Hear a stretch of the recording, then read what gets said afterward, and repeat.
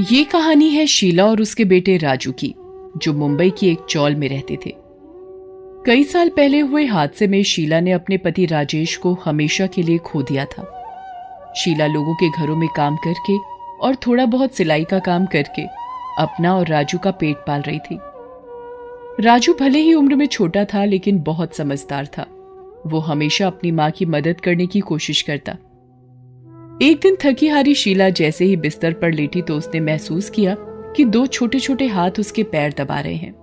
उसने तुरंत उठकर देखा तो वहां राजू था। शीला ने उससे कहा, अरे राजू, ना बेटा ना, तू पैर मत दबा बेटा, आ मेरे पास आकर बैठ और मुझसे बातें कर। माँ, बातें तो मैं आपसे पैर दबाते दबाते भी कर सकता हूँ। आप कितना काम करती हो पूरा दिन, कितना थक जाती होगी ना। ये कहकर राजू फिर से शीला के पैर दबाने लगता है। शीला का दिल भर आता है। वो राजू के सिर पर हाथ रखते हुए कहती है, जीता रह मेरे बच्चे, बप्पा से मेरी यही प्रार्थना है कि सबको तेरे जैसा बेटा मिले। मैं जानती हूँ अपने दोस्तों की तरह तेरा भी स्कूल जाने का बहुत मन करता है ना। तू देखना बेटा, तू जल्दी ही स्कूल जाएगा। माँ कोई बात नहीं, मैं सब समझता हूँ।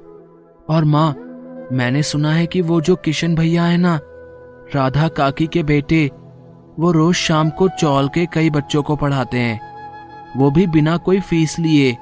मैं कल से ही जाऊंगा उनके पास पढ़ने के लिए। आप बिल्कुल चिंता मत करो। अरे वाह बेटा, ये तो बहुत ही अच्छी बात है। तू जाना बेटा, रोज जाना वहां और मन लगाकर पढ़ना। शीला और राजू गणपति बप्पा के भक्त थे। जब राजू के पिता जिंदा थे तब पूरा परिवार मिलकर गणेश चतुर्थी पर गणेश भगवान की प्रतिमा को अपने घर में स्थापित करता था और बड़ी श्रद्धा से सभी उनकी पूजा करते थे। लेकिन राजेश की मौत के बाद से 2 वक्त के खाने का इंतजाम ही बड़ी मुश्किल से हो पाता था। ऐसे में राजू का स्कूल भी छूट गया और गणेश चतुर्थी भी शीला और राजू पहले की तरह नहीं मना पाते थे। राजू को इस बात का बहुत अफसोस होता था। उसे अपने बप्पा बहुत प्यारे थे, लेकिन अब सब बदल गया था। वो चाहकर भी शीला के सामने अपनी कोई भी इच्छा जाहिर नहीं कर पाता था। अगले दिन से ही राजू किशन के घर जाकर पढ़ने लगा। किशन एक बहुत ही भला लड़का था। वो एक स्कूल में पढ़ाता था और शाम को अपने घर पर ही गरीब बच्चों को मुफ्त में पढ़ाता था। अगले दिन गणेश चतुर्थी थी और किशन के घर में बप्पा के स्वागत की तैयारियां चल रही थी। ये देखकर राजू को बहुत अच्छा लगा। उसने किशन से कहा, किशन भैया, आपके घर बप्पा आने वाले हैं। हाँ राजू, उन्हीं के स्वागत की तैयारियां चल रही हैं। कल गणेश चतुर्थी है ना, खूब धूमधाम से लाएंगे इस बार बप्पा को। किशन की बात सुनकर राजू उदास हो जाता है। किशन उससे पूछता है, क्या हुआ राजू, तेरा मुंह क्यों उतर गया? सवाल समझ नहीं आ रहा है क्या? नहीं भैया, सवाल तो मैंने हल भी कर लिया, ये देखो। अच्छा, तो फिर क्या बात है, मुझे बता, शायद मैं तेरी कोई मदद कर पाऊं। भैया, जब बाबा हमारे पास थे तब हम भी बप्पा को अपने घर लाते थे, उन्हें खूब सजाते थे। मुझे बहुत अच्छा लगता था। लेकिन जब से बाबा गए तब से बप्पा भी घर नहीं आए। पर ऐसा क्यों? तुम बप्पा को घर क्यों नहीं लाते? माँ के पास इतने पैसे नहीं है भैया, हम बप्पा का स्वागत कैसे करेंगे? अरे नहीं राजू, तुम गलत सोच रहे हो। बप्पा का स्वागत तो दिल से किया जाता है, दिल से। तुम पूरे दिल और श्रद्धा से उन्हें अपने घर लाओगे तो वो तुमसे जरूर खुश होंगे। अच्छा, लेकिन भैया, हमारे पास तो इतने पैसे भी नहीं कि हम बप्पा की अच्छी सी मूर्ति खरीद सकें। राजू, बाजार में मिलने वाली मूर्तियां तो सिर्फ उनका स्वरूप हैं, जो तुम भी बना सकते हो। क्या मतलब भैया, मैं कुछ समझा नहीं। किशन मुस्कुराकर राजू के सिर पर हाथ रखता है और कहता है, राजू, कल गणेश चतुर्थी है और कल बप्पा जरूर तुम्हारे घर आएंगे। चलो मेरे साथ, उन्हें तुम्हारे घर लाने की तैयारी करते हैं। राजू खुशी खुशी किशन के साथ चल देता है। किशन पास के ही एक बगीचे से बहुत सारी मिट्टी लेता है और फिर राजू के साथ मिलकर गणपति बप्पा की एक सुंदर सी मूर्त बनाता है। मूर्ति को देखते ही राजू बहुत खुश हो जाता है और किशन से कहता है, अरे वाह भैया, बप्पा कितने प्यारे लग रहे हैं। आपका बहुत बहुत शुक्रिया। मैं कल आऊंगा माँ के साथ बप्पा को घर ले जाने। तब तक आप मेरे बप्पा का ख्याल रखना। राजू खुशी खुशी अपने घर चला जाता है। वो घर जाकर शीला को सारी बात बताता है। शीला भी बहुत खुश होती है। उसके पास जो कुछ भी घर में था वो उसी से बप्पा के स्वागत और उनकी पूजा की तैयारियां करने लगती है। अगले दिन गणेश चतुर्थी थी। हर तरफ धूम थी। राजू तो रात भर सोया ही नहीं। वो सुबह सुबह जाकर सुंदर सुंदर फूल तोड़कर ले आया और अपनी माँ से बोला, माँ देखो, मैं ये सारे फूल पीछे वाले बगीचे से लाया हूँ। मुझे इनकी माला बनाना सिखा दो, बप्पा को पहनाएंगे। लेकिन एक परेशानी है माँ, हम बप्पा को खिलाएंगे क्या? तू फिक्र मत कर बेटा, घर में गुड़ रखा था, उससे मैंने बप्पा के लिए मोदक बनाए हैं। चला जा, मैं तुझे फूलों की माला बनाना सिखाती हूँ। शीला और राजू मिलकर फूलों से सुंदर सी माला बनाते हैं। उस माला को देखकर राजू और भी खुश हो जाता है। इसके बाद वो शीला के साथ किशन के घर जाता है। शीला राजू के हाथों से बनी बप्पा की मूर्ति को देखकर बहुत खुश होती है। उसकी आंखों में खुशी के आंसू भर आते हैं। ये देखकर राजू उससे कहता है, ये क्या माँ, बप्पा हमारे घर आ रहे हैं और आप रो रही हो? नहीं बेटा, ये तो खुशी के आंसू हैं। तेरे बाबा के जाने के बाद पहली बार बप्पा हमारे घर आ रहे हैं। मुझे पूरा भरोसा है कि बप्पा हमारी सारी मुश्किलें दूर कर देंगे। शीला और राजू गणपति बप्पा को अपने साथ लेकर अपने घर की तरफ चल देते हैं। वो दोनों बहुत खुश थे। वो दोनों घर पहुंचते हैं और फिर गणपति बप्पा की प्रतिमा को अपने घर में स्थापित करते हैं। दोनों बड़े ही मन से बप्पा की पूजा करते हैं। थोड़ी ही देर में बाहर से चिल्लाने की आवाज आने लगती है।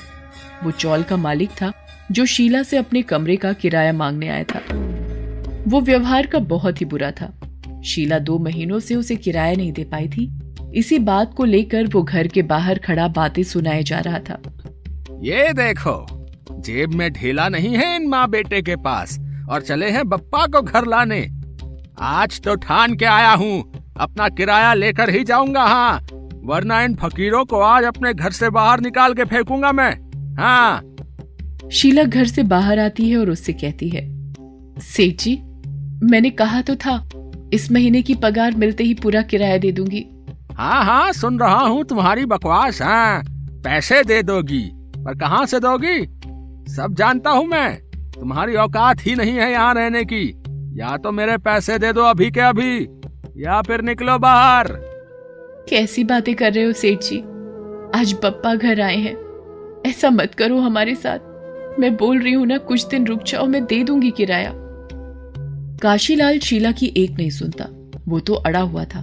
घर के अंदर से राजू ये सब देख और सुन रहा था। वो तुरंत गणपति बप्पा के पास गया और रोते हुए उनसे बोला, बप्पा देखो ना, वो हमें निकाल देंगे घर से। हम कहाँ जाएंगे? कुछ तो करो बप्पा, कुछ तो करो। राजू रोने लगता है। उधर काशीलाल टस से मस नहीं हो रहा था। शीला भी रोने लगती है, लेकिन काशीलाल को उस पर तरस नहीं आता। वो अपने आदमियों से शीला और राजू का सारा सामान बाहर फेंकने को कहता है, लेकिन उसके आदमी जैसे ही घर के अंदर दाखिल होने की कोशिश करते हैं, अचानक कई सारे चूहे वहां आ जाते हैं और उनके पैरों में जोर से काटने लगते हैं।